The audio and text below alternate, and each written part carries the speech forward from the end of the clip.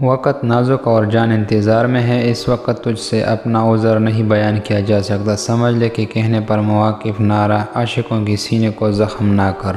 تو خرید کیا اور چاہتا ہے کہ جس سے تو مال کمائے، اے دل اللہ سے بہتر کب کوئی خریدار ہوگا۔ وہ تیرے مال میں سے ناقص دلی خریدتا ہے، وہ روشنی حاصل کرنے والے قلب کو نور عطا کر دیتا ہے۔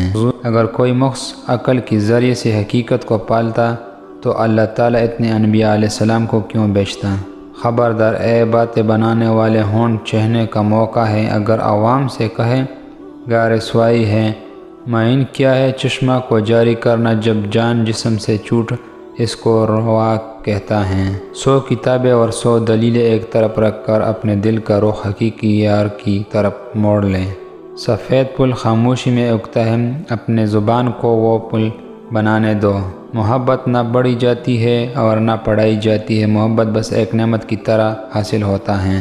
ہمارے مقصد کا حصول دل کی رونے پر منحصر ہے، گڑگڑا کر بغیر کامیابی مشکل ہے۔ اللہ تعالیٰ فرماتا ہے کہ کیا میں اپنے بندوں کے لیے کافی نہیں ہوں تاکہ بندے ہر جگہ بھٹکتا پھریں۔ غفلت اور سستی کی 100 بیج بو کر سونے سے سر کب اٹھایا جاتا ہے۔ آدمی کا کسی نہ کسی مصیبت میں مبتلا ہونا ضروری ہے، کیونکہ فراغت میں اس کا نفس ایک شیطان کی صورت اختیار کر لیتا ہے۔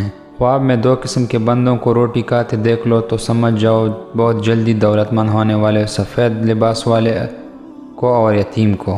شیطان کا تنکا گلے میں سالہ سال رہتا ہے۔ وطن کا کیا ہے؟ وطن کا رتبہ ہے، دنیا کی مال و دولت کی محبت ہے۔ اے جاہل، شیطان اس لیے تجھ پر ہنستا ہے اور کہہ مارتا ہے کہ تو نے خود ایک عقل مند اور سمجھدار سمجھ رکھا ہے۔